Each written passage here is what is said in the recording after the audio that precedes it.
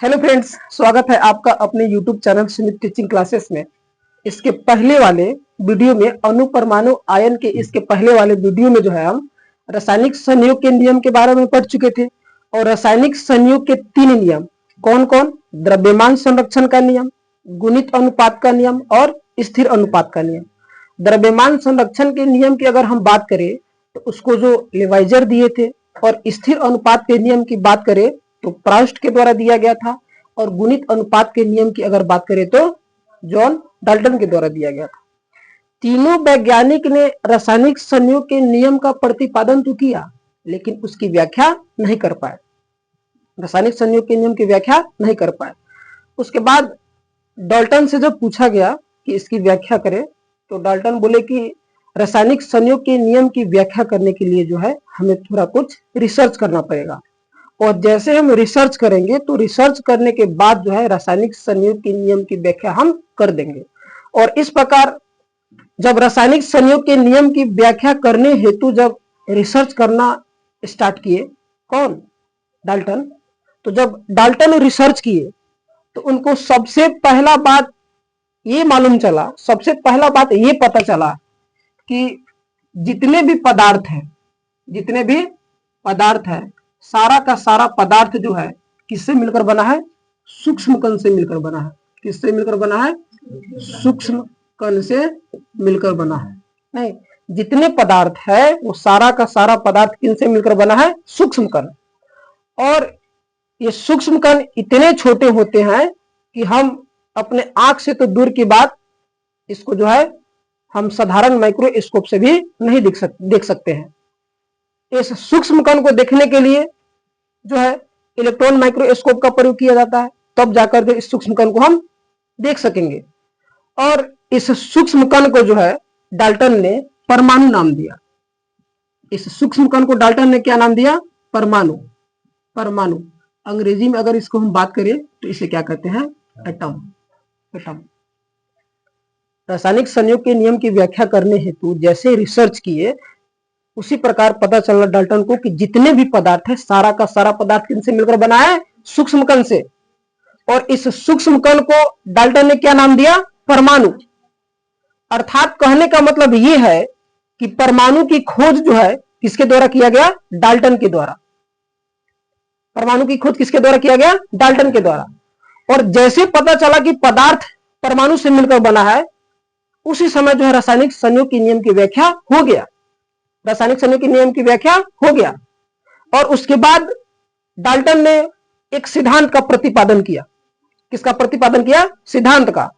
और उस सिद्धांत को डाल्टन का परमाणु सिद्धांत कहा जाता है। उस सिद्धांत को क्या कहते हैं? डाल्टन का परमाणु सिद्धांत। क्या कहते हैं? डाल्टन का परमाणु सिद्धांत।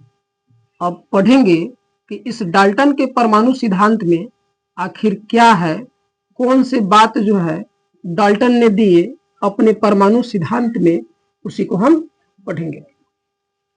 सबसे पहला पॉइंट तो यही था कि जितने भी पदार्थ है वो सूक्ष्म कण से मिलकर बने हैं, और उस सूक्ष्म कण को क्या कहते हैं? परमाणु कहते हैं। उस सूक्ष्म कण को क्या कहते हैं?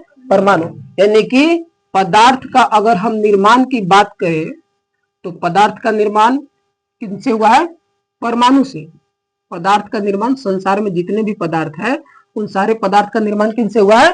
परमाणु से। और डाल्टन ने बताया कि ये परमाणु जो है अविभाज्य होते हैं। ये परमाणु क्या होते हैं? अविभाज्य। ये परमाणु क्या होते हैं? अविभाज्य होते हैं। और अविभाज्य का मतलब क्या होता है? कि इसे और विभाजित नहीं किया जा सकता। यानी कि कोई भी पदार्थ लीजिए और उसको खंडित कीजिए, तो खंडित करते करते जो है आपको परमाणु मिलेगा। सबसे छोटा कण, सबसे छोटा इकाई क्या मिलेगा? परमाणु। और जो परमाणु मिलेगा उस परमाणु को आप खंडित नहीं कर सकते। यानी कि परमाणु क्या है? अविभाज्य है। परमाणु को विभाजित नहीं किया जा सकता। ये बात किसने बताया? डाल्टन ने बताया। नहीं, डाल्टन के परमाणु सिद्धांत का पहला बात यही है कि जितने भी पदार्थ है वो सूक्ष्म कण परमाणु से मिलकर बने होते हैं, और परमाणु क्या होते हैं? अविभाज्य होते हैं। उसके बाद में डाल्टन के परमाणु सिद्धांत में दूसरा बात ये था कि रासायनिक अभिक्रिया के दौरान, किसके दौरान, रासायनिक अभिक्रिया में परमाणु ही भाग लेते हैं। क्या भाग लेते हैं? परमाणु भाग लेते हैं। और इस परमाणु को न तो उत्पन्न किया जा सकता है, और न ही नष्ट किया जा सकता है। न तो उत्पन्न किया जा सकता है और न ही नष्ट किया जा सकता है।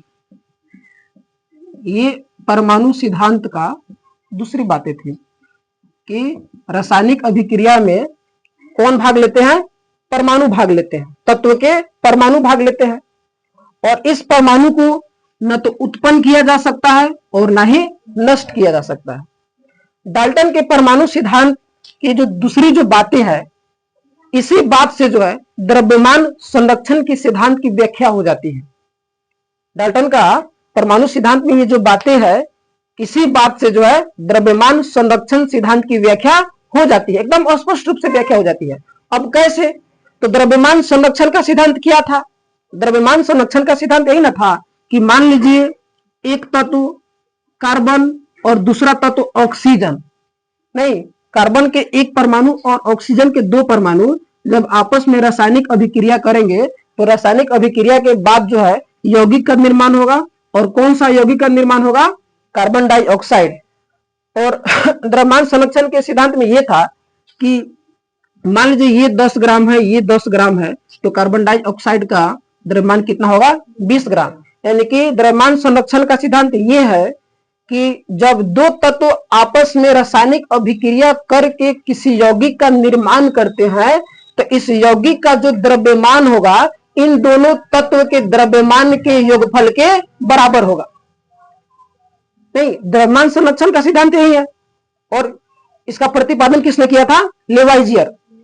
लेकिन लेवाइजियर से पूछा गया था कि आप इसको व्याख्या कीजिए कि कैसे जो है द्रव्यमान, इस कार्बन डाइऑक्साइड का द्रव्यमान जो है इन दोनों तत्वों के योगफल के बराबर है। तो उस टाइम जो है लेवाइजियर जो है नकार दिए थे, अर्थात व्याख्या नहीं कर पाए थे। लेकिन डाल्टन का परमाणु सिद्धांत में ये जो दूसरा जो बातें है, इसी बात से जो है द्रव्यमान संरक्षण के सिद्धांत की व्याख्या पूर्ण रूप से होता है। क्योंकि ये बात है कि परमाणु को न तो उत्पन्न किया जा सकता है और न ही नष्ट किया जाता है। रासायनिक अभिक्रिया के दौरान परमाणु को न तो उत्पन्न किया जा सकता है और न ही नष्ट किया जा सकता है। और यहाँ पर रासायनिक अभिक्रिया हुआ है, अगर मान लीजिए यहाँ पर परमाणु अगर उत्पन्न होता तब यहाँ पर द्रव्यमान, कार्बन डाइऑक्साइड का द्रव्यमान अधिक हो जाता। और यहाँ पर अगर परमाणु नष्ट होता तो फिर जो है ऑक्सीजन या कार्बन का जो है द्रव्यमान कम हो जाता। लेकिन परमाणु को ना तो उत्पन्न कर सकते हैं और ना ही नष्ट कर सकते हैं, उसके सिर्फ जो है क्या कर सकते हैं? स्थानांतरित कर सकते हैं। नहीं, और डाल्टन का परमाणु सिद्धांत में इसी बात से जो है लेवाइजर के द्वारा दिए गए द्रव्यमान संरक्षण सिद्धांत की व्याख्या पूर्ण रूप से हो जाती है। उसके बाद में अगर हम बात करें कि डाल्टन का परमाणु सिद्धांत का तीसरी बातें क्या थी, तो तीसरी बातें ये थी कि एक तत्व के सभी परमाणु आपस में हर दृष्टिकोण से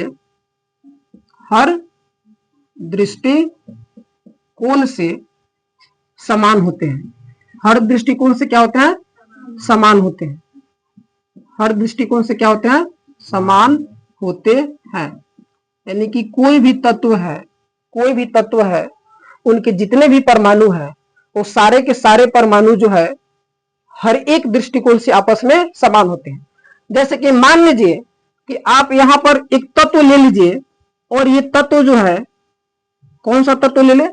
मान लीजिए कि आप लोहा ले लेते हैं जिसका संकेत क्या होता है? Fe। रासायनिक संकेत क्या होता है? Fe।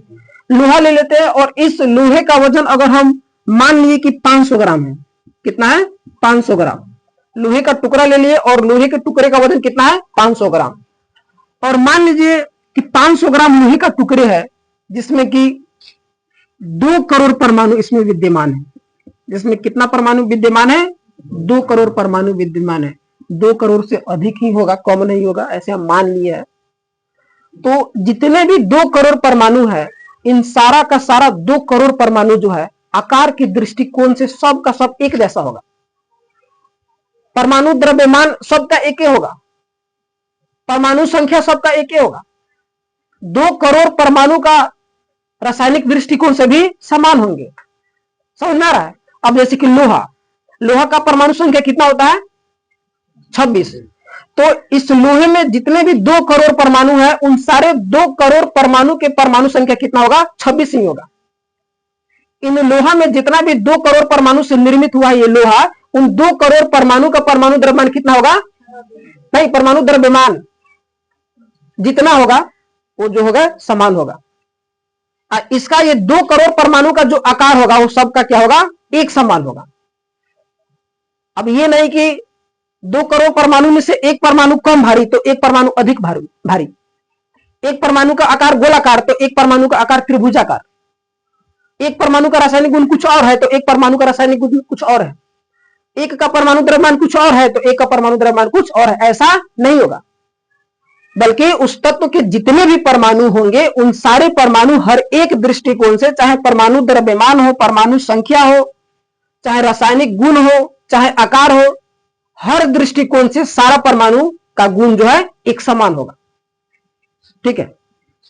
उसके बाद में डाल्टन का परमाणु सिद्धांत की अगला बात यह है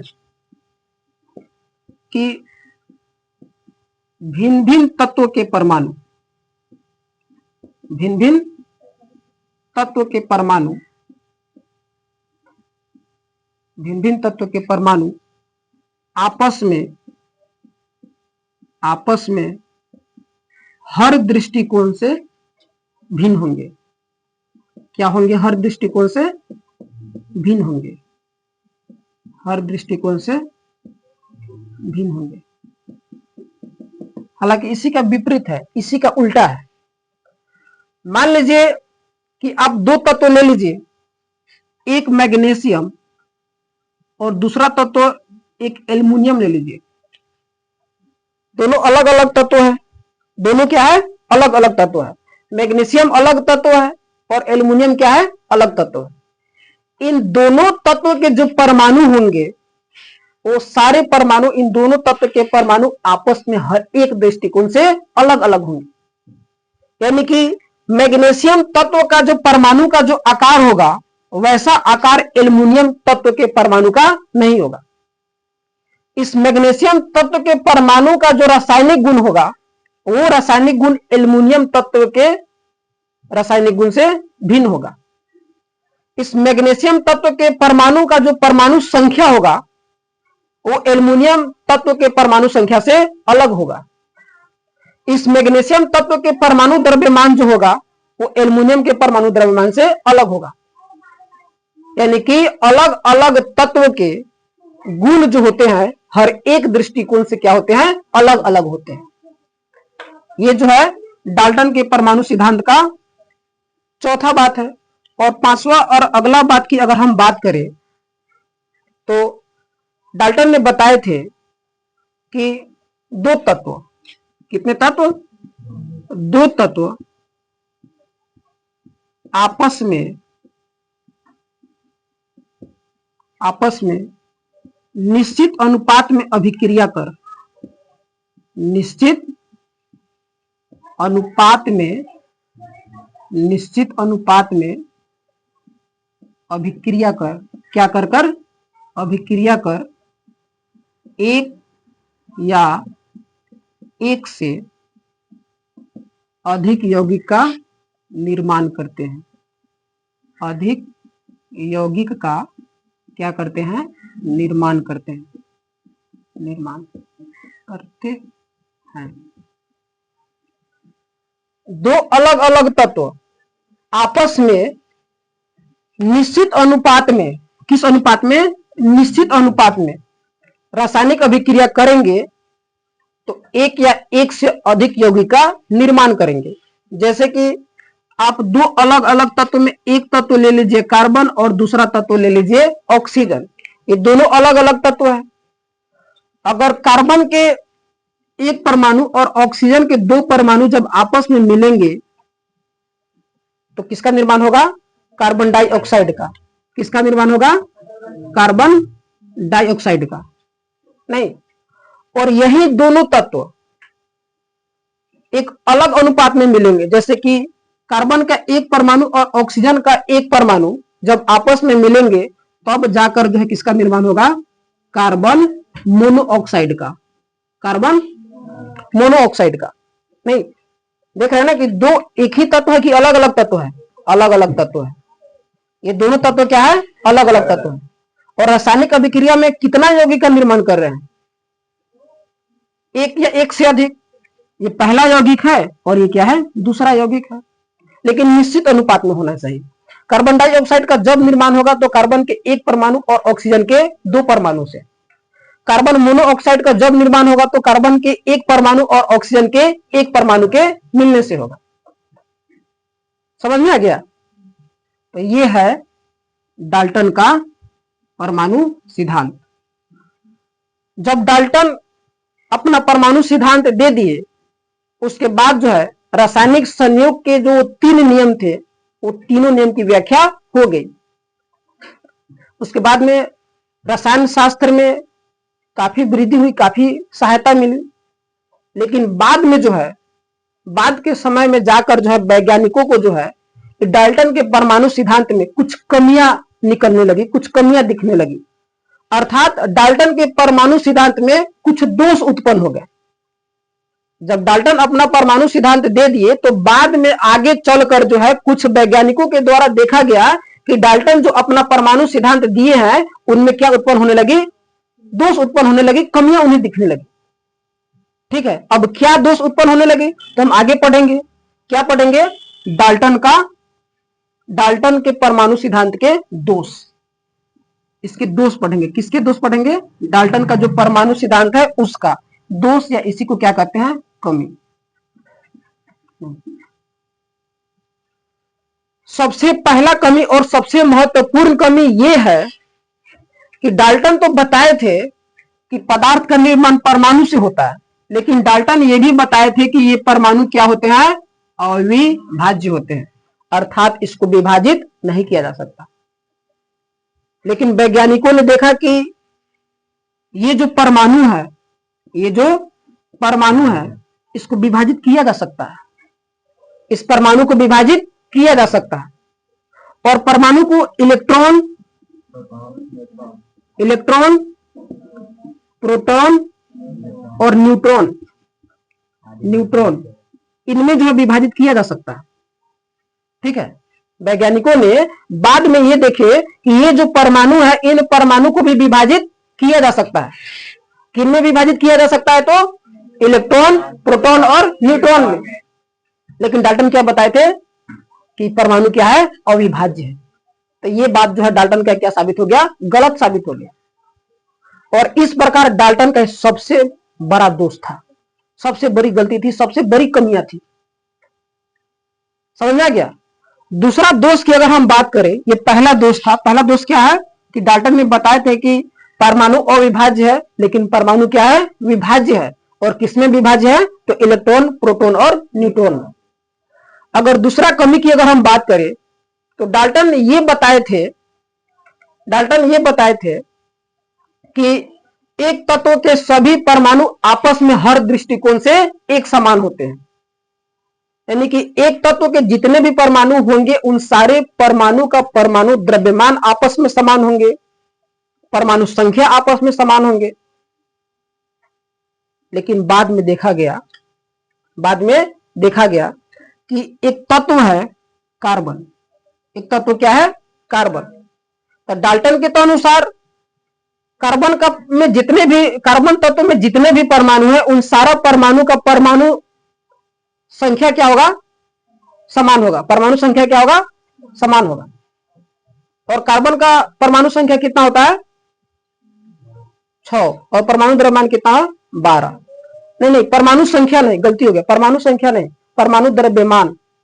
डाल्टन के द्वारा कि कार्बन एक तत्व है, तो इन तत्व में जितने भी परमाणु होंगे, इन सारे परमाणु का परमाणु द्रव्यमान क्या होगा, समान होगा। लेकिन बाद में देखा गया कि कार्बन का एक परमाणु ऐसा है जिसका परमाणु द्रव्यमान 12 होते हैं, और एक कार्बन ऐसा है जिसका परमाणु द्रव्यमान क्या होते हैं, 14। तत्व एक ही है कार्बन, तत्व एक ही है कार्बन, जिसमें कि एक परमाणु का परमाणु द्रव्यमान 12 है और कार्बन के किसी अन्य परमाणु का परमाणु द्रव्यमान क्या है, 14। और इस प्रकार डाल्टन का ये दूसरा कमी सामने आई। हालांकि ये आंशिक गलती था, आंशिक दोष था, पूर्ण रूप से दोष नहीं था। सबसे बड़ी गलती या सबसे बड़ी दोष ये था, लेकिन ये जो है कार्बन वाला ये क्या था, आंशिक रूप से गलत था। उसके बाद में तीसरा दोष की बात करें तो डाल्टन बताए थे कि भिन्न भिन्न तत्व के परमाणु आपस में हर दृष्टिकोण से भिन्न होते हैं। यानी कि दो अलग अलग तत्व अगर होंगे तो दोनों तत्व के परमाणु का जो परमाणु द्रव्यमान क्या होगा, अलग अलग होगा। ये डाल्टन बताए थे। लेकिन बाद में पता चला कि एक तत्व है आर्गन, जिसका संकेत Ar होता है, और दूसरा तत्व है कैल्शियम, जिसका संकेत क्या होता है, Ca। और डाल्टन के सिद्धांत के अनुसार तो दोनों तत्वों का परमाणु द्रव्यमान क्या होगा, अलग अलग होगा। क्यों अलग अलग होगा, इसलिए अलग अलग होगा क्योंकि दोनों तत्व अलग अलग है। लेकिन बाद में वैज्ञानिकों ने देखा कि आर्गन का जो परमाणु द्रव्यमान है वो 40 है, और कैल्शियम का भी परमाणु द्रव्यमान क्या है, 40 है। देख रहे हैं, दोनों अलग अलग तत्व है लेकिन परमाणु द्रव्यमान क्या है, एक समान है। तो इस प्रकार ये तीसरा का दोष हुआ। और चौथे की अगर बात करें तो डाल्टन जो है तत्व के संबंध में अपररूपता का सिद्धांत नहीं दिया था, अपररूपता के बारे में कोई जिक्र नहीं किए थे। लेकिन बाद में पता चला कि कार्बन के भी अपर रूप होते हैं, जैसे कि कार्बन के अपर रूप में ग्रेफाइट होते हैं, कार्बन के अपर रूप में जो है हीरा होते हैं। तो इसकी व्याख्या नहीं कर पाए थे। समझ में आ गया। तो ये है आपका डाल्टन का परमाणु सिद्धांत और नीचे वाला जो है उनकी दोष। ठीक है, अब आगे हम पढ़ेंगे परमाणु। आगे क्या पढ़ेंगे, परमाणु। इसको मिटाते हैं।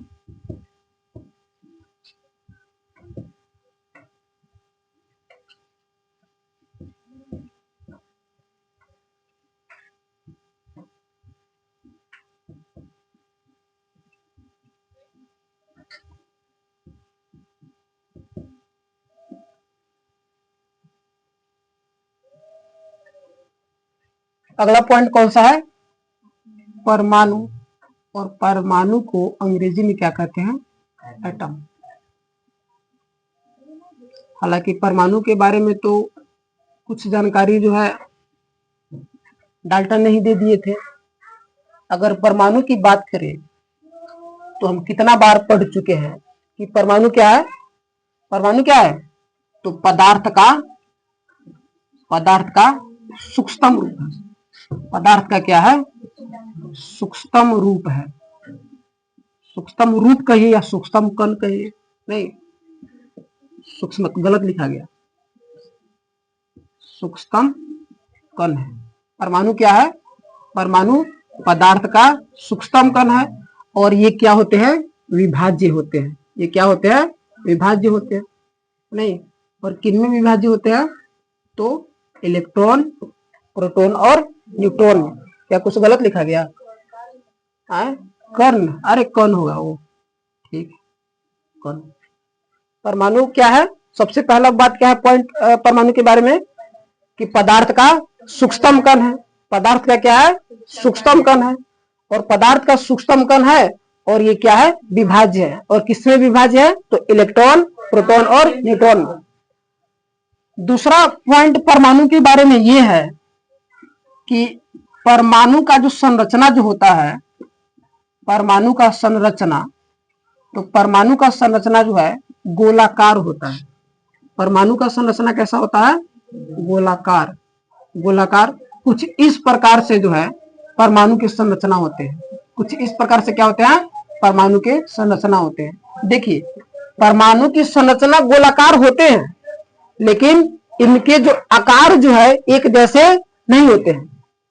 सारे भिन्न भिन्न तत्व के परमाणु का आकार गोलाकार ही होते हैं, लेकिन आकार छोटा बड़ा हो सकता है। जैसे कि अगर बात करें तो हाइड्रोजन एक तत्व है जिसके परमाणु सबसे छोटा होते हैं, परमाणु का आकार सबसे छोटा होते हैं, और परमाणु संख्या जैसे बढ़ती जाती है वैसे जो है उन तत्व के परमाणु का आकार भी बढ़ते चला जाता है। समझ में आ गया?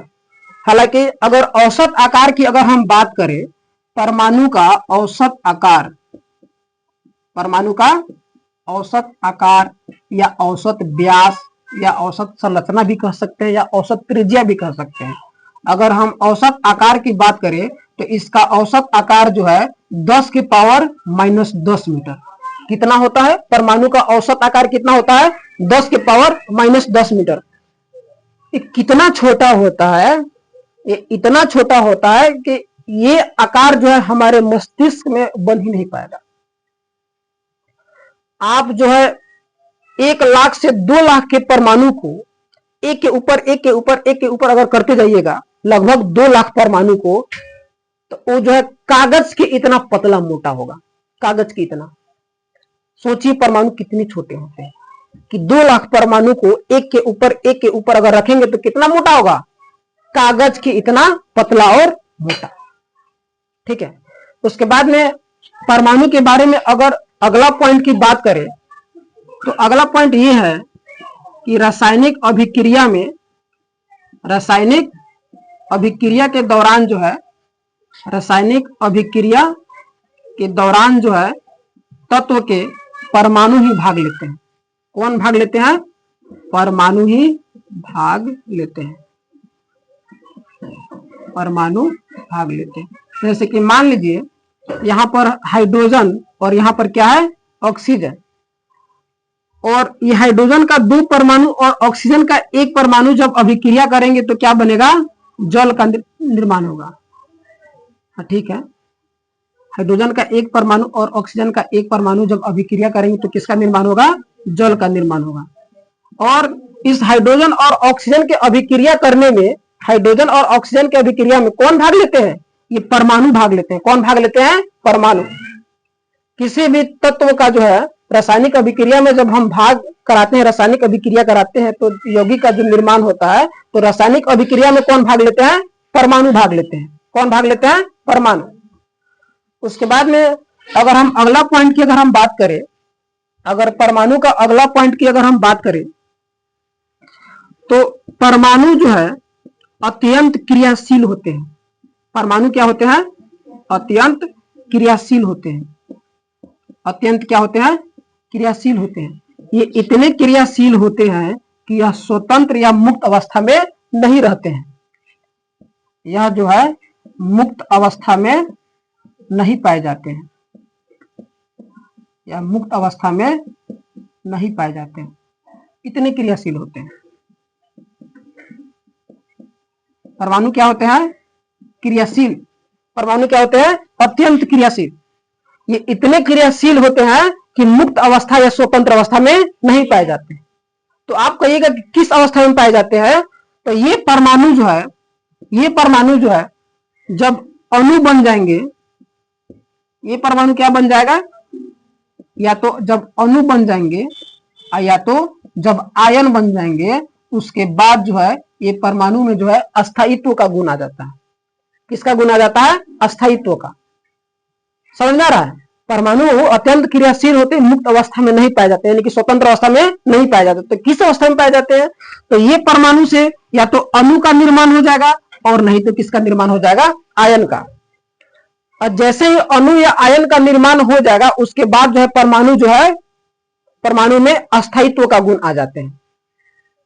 उसके बाद में अगला पॉइंट की अगर हम बात करें, परमाणु के नेक्स्ट पॉइंट और लास्ट पॉइंट की बात करें तो परमाणु के प्रकार, परमाणु के प्रकार, परमाणु के प्रकार की बात करें तो जितने प्रकार के तत्व होते हैं उतने प्रकार के परमाणु होते हैं।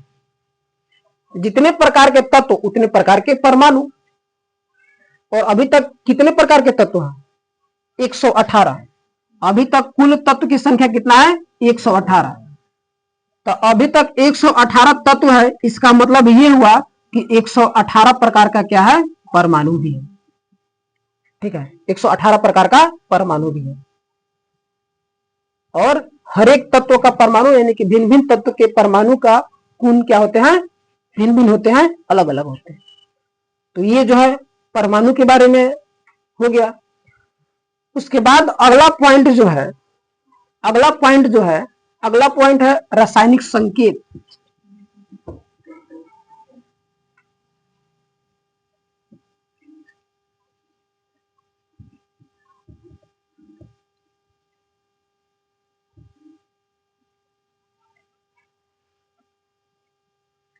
क्या है अगला पॉइंट? क्या है? तत्व का प्रतीक, या इसको हम क्या कहेंगे? संकेत, या हम ये कहेंगे, या ये भी कह सकते हैं रासायनिक संकेत। क्या कहेंगे? रासायनिक संकेत के बारे में हम पढ़ेंगे। क्या पढ़ेंगे? तत्व का प्रतीक या संकेत या रासायनिक संकेत। रसायन में, केमिस्ट्री में तत्वों को प्रदर्शित करने के जो है, तत्व को जो प्रदर्शित जो किया जाता है वो संकेत के रूप में प्रदर्शित किया जाता है। नहीं, और लिखते हैं कि रसायन में तत्व को किसमें प्रदर्शित करते हैं? तो तत्व को रासायनिक संकेत में हम प्रदर्शित करते हैं। रासायनिक संकेत में क्या करते हैं? प्रदर्शित। हम ये कह सकते हैं कि तत्व का सूक्ष्म रूप ही, तत्व का लघु रूप ही उसका संकेत है, या रासायनिक संकेत, या उसका प्रतीक है। जैसे कि मान लीजिए हाइड्रोजन, तो हाइड्रोजन का संकेत क्या है? H। हीलियम का संकेत क्या है? He। सोडियम का संकेत क्या है? Na। और जैसे हम H लिखेंगे तो आप समझ जाइएगा कि किसका संकेत है? हाइड्रोजन का। अगर He लिखा जाए तो आप समझ जाइएगा कि किसका संकेत है? हीलियम का। और Na अगर लिखा जाए तो आप समझ जाइएगा कि किसका संकेत है? सोडियम का।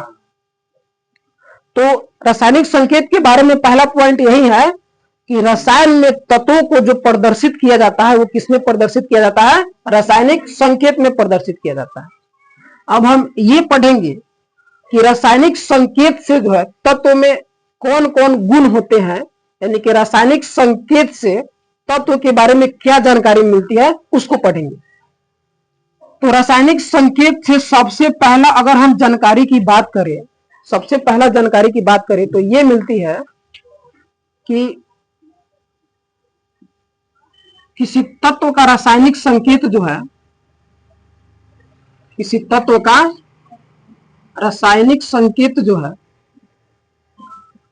रासायनिक संकेत किसी खास तत्व को प्रदर्शित करता है।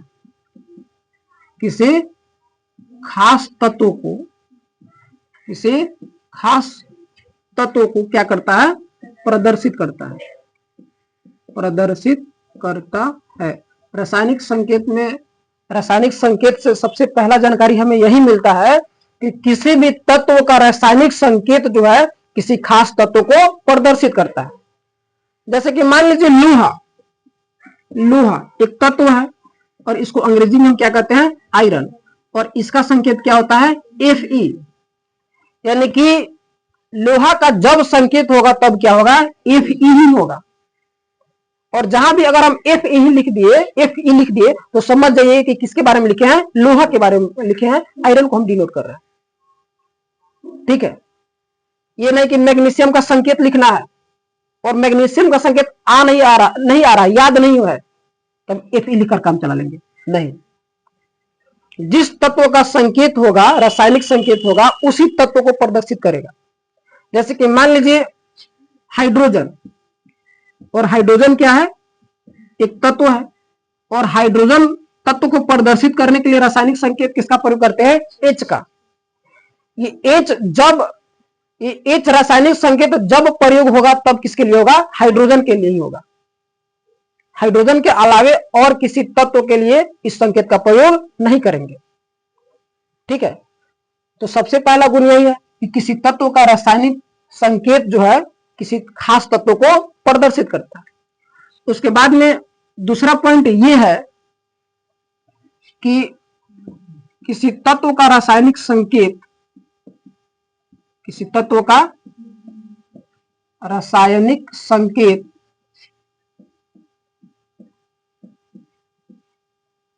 तत्व के एक परमाणु को प्रदर्शित करता है। तत्व के कितने परमाणु का?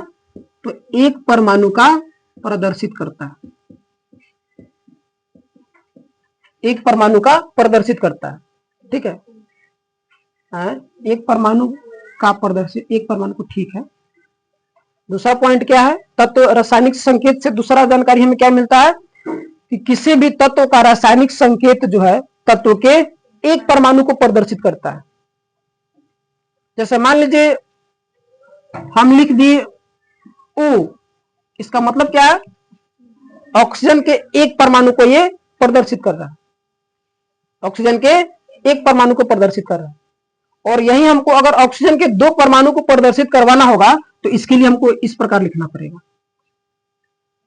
ठीक है, मान लीजिए अगर हम लिख दीजिए हाइड्रोजन, हाइड्रोजन लिख दिए, इसका मतलब ये हुआ कि ये हाइड्रोजन का संकेत है और ये हाइड्रोजन का संकेत एक ही परमाणु को प्रदर्शित कर रहा है। अगर मान लीजिए हमको दो परमाणु को प्रदर्शित करना होगा, दो परमाणु को दिखाना होगा इस हाइड्रोजन में, तो इसके लिए हम दो का लिखेंगे। और मान लीजिए अगर हाइड्रोजन के तीन परमाणु को प्रदर्शित करना होगा तो इसके लिए हम तीन लिखेंगे। यानी कि कोई भी संकेत दे दिए, मान लीजिए कार्बन, और कार्बन का ये संकेत है C, इसका मतलब ये हुआ ये जो है एक परमाणु को ही प्रदर्शित कर रहा है। अगर मान लीजिए कार्बन के अगर हम 5 परमाणु को प्रदर्शित करवाना होगा तो उसके लिए हमको इसके पहले जो क्या लगाना पड़ेगा? 5 लगाना पड़ेगा। समझ गए? उसके बाद में अगला पॉइंट ये है कि किसी तत्व का ये जो रासायनिक संकेत है, रासायनिक संकेत जो है उसके एक परमाणु द्रव्यमान को प्रदर्शित करता है। एक परमाणु द्रव्यमान को क्या करता है? प्रदर्शित करता है, प्रदर्शित करता है। रासायनिक संकेत से हमको तीसरा जानकारी ये मिलता है कि किसी तत्व का ये जो रासायनिक संकेत जो है, रासायनिक संकेत जो है एक ही परमाणु द्रव्यमान को प्रदर्शित करता है। जैसे कि मान लीजिए ये लिख लिए ऑक्सीजन का संकेत, और ऑक्सीजन का परमाणु द्रव्यमान कितना होता है? परमाणु संख्या कितना होता है? 8। परमाणु द्रव्यमान कितना होता है? 16। तो ऑक्सीजन का परमाणु द्रव्यमान कितना है? 16। यानी कि ऑक्सीजन का संकेत लिखेंगे तो इसका मतलब ये हुआ कि इसका परमाणु द्रव्यमान 16, इसका मतलब ये हुआ कि एक ही परमाणु द्रव्यमान को प्रदर्शित कर रहा है। कितने परमाणु द्रव्यमान को? एक ही परमाणु द्रव्यमान को प्रदर्शित कर रहा है। और मान लीजिए अगर लिख देते हैं, हालांकि ऑक्सीजन का संकेत है, अणुसूत्र नहीं है, याद रखिएगा, और यहां पर O2 लिखेंगे तब इसका फिर परमाणु द्रव्यमान क्या होगा? 32 होगा ना? इसको छोड़िए, हाँ 32 ही होगा, इसको छोड़िए, इसमें आप बराबर हो जाइएगा। मान लीजिए आप लिख देते हैं कार्बन, तो कार्बन का परमाणु द्रव्यमान कितना होता है? हालांकि एक 12 भी होता है और एक 14 भी होता है, तो हम एक ही को लेकर चलते हैं, मान लीजिए 12। इसका मतलब ये हुआ ये जो 12 जो प्रदर्शित जो कर रहा है वो कार्बन के एक परमाणु द्रव्यमान को प्रदर्शित कर रहा है। और वहीं अगर इस कार्बन में अगर हम 2 परमाणु को अगर हम प्रदर्शित करेंगे तो इसका परमाणु द्रव्यमान कितना होगा? 12 दूना 24। इस बात को समझ गए? तो 3 बातों की जानकारी देता है रासायनिक संकेत। और रासायनिक संकेत की अगर हम बात करें तो सबसे पहले जॉन डाल्टन ने इस संकेत का प्रतिपादन किया था। सबसे पहले तत्व का रासायनिक संकेत किसने दिया था? जॉन डाल्टन ने। लेकिन जॉन डाल्टन इस प्रकार नहीं दिए थे कि हाइड्रोजन का संकेत H और हीलियम का संकेत He, बल्कि डाल्टन जो है चित्रात्मक रूप से प्रदर्शित किए थे। किस रूप से? चित्रात्मक रूप से, यानी कि चित्र बनाकर जो है रासायनिक संकेत को प्रदर्शित किए थे। चित्रात्मक रूप से जो है रासायनिक संकेत को प्रदर्शित किए थे। कौन किए थे? John Dalton. कौन किए थे? John Dalton. सबसे पहले जो है तत्व का, जॉन डाल्टन सबसे पहले जो है तत्व का संकेत के रूप में किसने बताया था? जॉन डाल्टन ने। और ये जॉन डाल्टन जो संकेत दिए थे वो किस रूप में दिए थे? चित्रात्मक रूप से, यानी कि चित्र बनाकर। ठीक है, जैसे कि मान लीजिए चित्र बनाकर दिए थे, जैसे कि मान लीजिए हाइड्रोजन, जैसे क्या है? हाइड्रोजन। तो उस टाइम जो है डाल्टन ने जो चित्रात्मक रूप प्रदर्शित किए थे, ये जो संकेत के रूप में, तो कुछ इस प्रकार का चित्र बनाए थे। किसका संकेत है? हाइड्रोजन का। उसके बाद में अगर मान लीजिए कार्बन, ये कार्बन का संकेत है, हालांकि इसको हम संकेत नहीं लिखते हैं, इसका पूरा नाम ही लिखते हैं। जैसे कि मान लीजिए यहां पर हाइड्रोजन, ये कौन सा तत्व है? हाइड्रोजन। तो इस हाइड्रोजन तत्व का संकेत ये जो जॉन डाल्टन जो दिए थे सबसे पहले चित्र के रूप में, और कुछ इस प्रकार का चित्र बनाए थे और ये बताए थे कि ये चित्र जो है ये किसका संकेत है? हाइड्रोजन का। ठीक है, उसके बाद में जैसे कि मान लीजिए कार्बन तत्व का अगर संकेत देना हो तो उस टाइम जो है जॉन डाल्टन ने कार्बन तत्व का संकेत के लिए जो है कुछ इस प्रकार का चित्र बनाए थे। इसको जो है पूरा ड्रॉ है। ठीक है, पूरा क्या है? ड्रॉ है। उसी प्रकार मान लीजिए सोना। सोना क्या है? एक प्रकार का तत्व है और इस तत्व को जो है डाल्टन ने कुछ इस प्रकार का चित्र प्रदर्शित कर जो है इसका संकेत दिए थे। ये सोना, बीच में G और कुछ इस प्रकार का। अगर ऐसा चित्र हो तो समझ जाइएगा ये जो है किसका प्रदर्शित कर रहा है? सोना का प्रदर्शित कर रहा है। किसका प्रदर्शित कर रहा है? सोना का। उसी प्रकार मान लीजिए अगर तत्व सल्फर है, तत्व क्या है? सल्फर है। तो इस सल्फर तत्व को जो है जॉन डाल्टन ने कुछ इस प्रकार का चित्र जो है बनाकर जो है रासायनिक संकेत के रूप में प्रदर्शित किया था। ठीक है, उसी प्रकार मान लीजिए प्लेटिनम। मान लीजिए क्या? प्लेटिनम। कौन तत्व? प्लेटिनम। तो प्लेटिनम तत्व को जो है, प्लेटिनम तत्व को जो है ये जॉन डाल्टन जो है कुछ इस प्रकार का चित्र बनाकर जो है रासायनिक संकेत के रूप में प्रदर्शित किए थे। ठीक है, इसी प्रकार और भी बहुत सारे तत्व हैं। लेकिन बाद में ये देखा गया कि तत्व की संख्या बढ़ रहे थे। हालांकि डाल्टन ने जब तत्व का संकेत दिए थे तो उस समय तत्व की संख्या कम थी। उस समय तत्व की संख्या क्या थी? कम थी। लेकिन बाद में ये देखा गया कि तत्व की संख्या बढ़ रही थी, तत्व की खोज हो रही थी, नए नए तत्व की खोज हो रही थी। तो उस समय ये देखा गया कि ये जो चित्रात्मक रूप से जो दिया जा रहा था, ये चित्रात्मक रूप प्रदर्शित करने में असुविधा महसूस हो रही थी। उसको याद करना भी बहुत कठिन होता था। नहीं, अब मान लीजिए हाइड्रोजन का वर्तमान में जो है संकेत H है और कुछ इस प्रकार का हाइड्रोजन का संकेत है, तो निश्चित है कि इसी प्रकार और तत्व का भी संकेत है। तो याद करने में क्या होता था? असुविधा होता था। तो जब असुविधा होने लगी तो उसके बाद एक वैज्ञानिक आए जिसका नाम था बर्जिलियस। जिसका नाम क्या था? बर्जिलियस। रुक जाइए, ऊपर मिटाने दीजिए।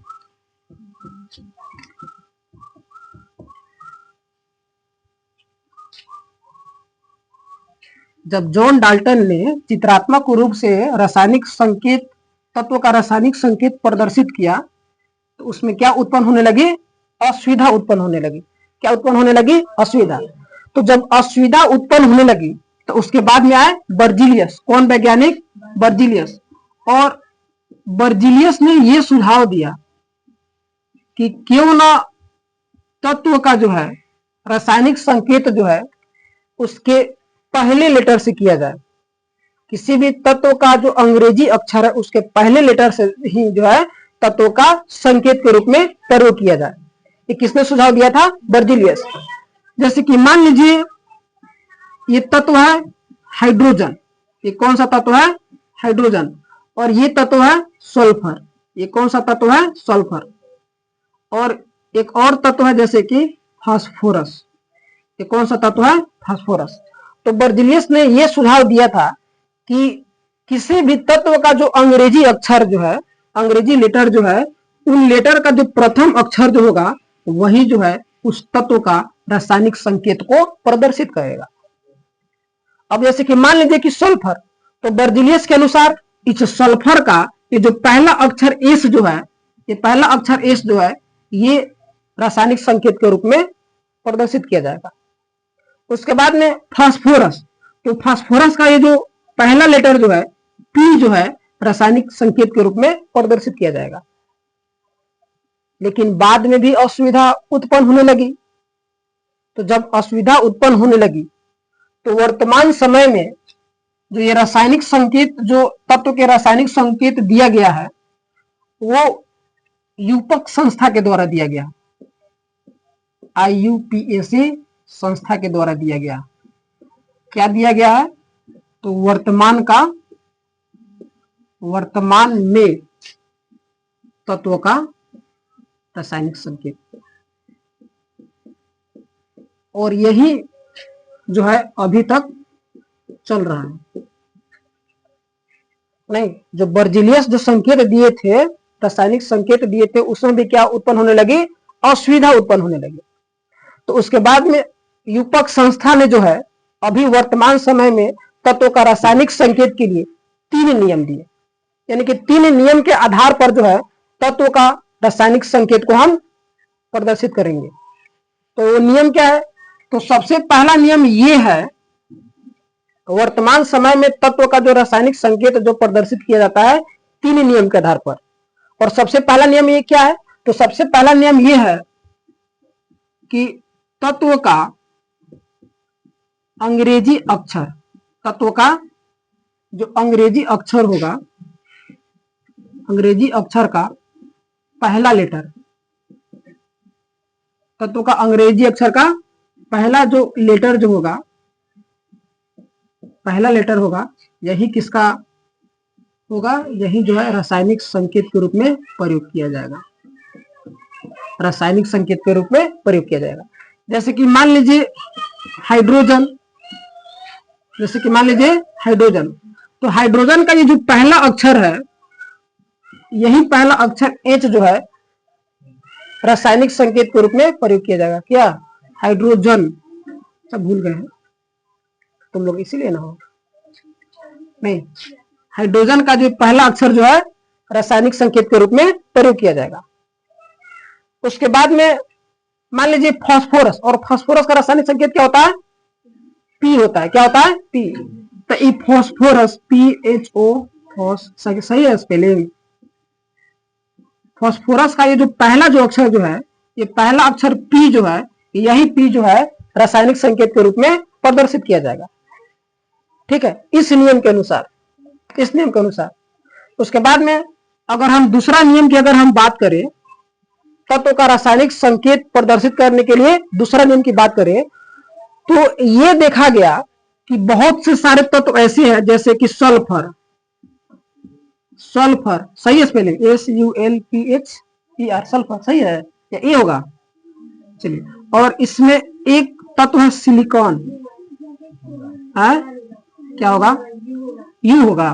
ठीक है, यहां पर देखिएगा खूब ध्यान से, ये तत्व का अंग्रेजी अक्षर का पहला अक्षर में, तो यहां पर तो अथी क्या बोलते हैं, दोष उत्पन्न होने लगा कि भाई सल्फर का भी तत्व में पहला अक्षर एस है और सिलिकॉन तत्व का भी पहला अक्षर एस है।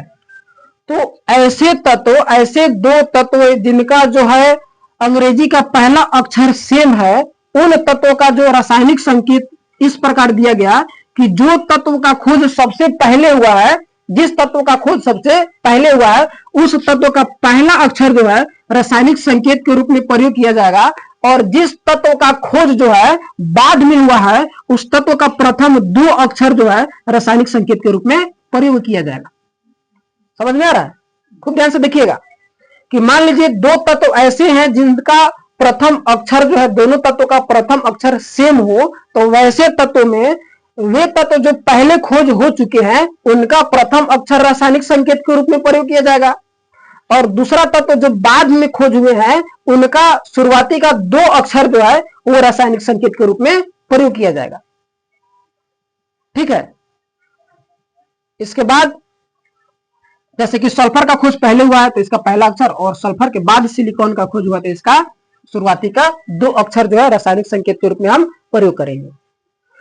उसके बाद में अगर हम तीसरा नियम की बात करें कि तत्व का रासायनिक संकेत के लिए तीसरा नियम, तो तीसरा नियम यह है कि तत्व का जो लैटिन नाम होता है, तत्व का जो लैटिन नाम होता है, उन नाम के पहला अक्षर शुरुआती का 1 या 2 अक्षर, शुरुआती का 1 या 2 अक्षर, 1 या 2 अक्षर जो है, 1 या 2 अक्षर जो है रासायनिक संकेत के रूप में प्रयोग करेंगे। जैसे कि मान लीजिए सोडियम, सोडियम क्या है? एक तत्व है, और सोडियम का लैटिन नाम क्या होता है? Natrium, NaTrium। सोडियम एक तत्व है, और इस सोडियम नेट्रियम, सही तो है? अच्छा, यहां पर सोडियम, और सोडियम का लैटिन नाम क्या है? नेट्रियम। तो इस सोडियम के लैटिन नाम नेट्रियम का जो शुरुआती का ये जो 2 अक्षर है N और A, यही जो है सोडियम का क्या होगा? रासायनिक संकेत होगा, या सोडियम का जो है प्रतीक या संकेत होगा। उसके बाद में सोना, यहां पर जगह नहीं, ऊपर यहां पर लिखते हैं, इसको यहां पर मिटा देते हैं। जैसे कि मान लीजिए सोना को एक तत्व है जिसको अंग्रेजी में हम गोल्ड कहते हैं, और इस गोल्ड का जो लैटिन नाम है वो है औरम। वो क्या है? औरम। और गोल्ड का लैटिन नाम औरम का जो पहला 2 अक्षर है, यही पहला 2 अक्षर जो है क्या होगा? रासायनिक संकेत के रूप में प्रयोग किया जाएगा। ठीक है। उसी प्रकार और तत्व का नाम रखिए था जिसका लैटिन नाम कुछ और हो। पोटेशियम, हाँ पोटेशियम एक तत्व है, और इस पोटेशियम तत्व का लैटिन नाम क्या होता है? कैलियम। स्पेलिंग बोली तो KALIUM। और इस कैलियम का ये जो पहला अक्षर जो है, इस पोटेशियम एक तत्व है, और इस पोटेशियम तत्व का लैटिन नाम कैलियम है, और कैलियम का शुरुआती का जो पहला अक्षर है, ये जो है रासायनिक संकेत के रूप में हम प्रयोग करेंगे। ठीक है। तो इस प्रकार से 3 नियम के आधार पर जो है किसी भी तत्व का उसका रासायनिक संकेत को प्रदर्शित किया जाता है। समझ गए? बस आज के लिए इतना ही। अब मिलते हैं नेक्स्ट वीडियो में। इसी चैप्टर को अणु, परमाणु और आयन को आगे हम क्या करेंगे? हम डिस्कस करेंगे। अगर आपको वीडियो अच्छा लगे तो वीडियो को लाइक और सब्सक्राइब जरूर कीजिए।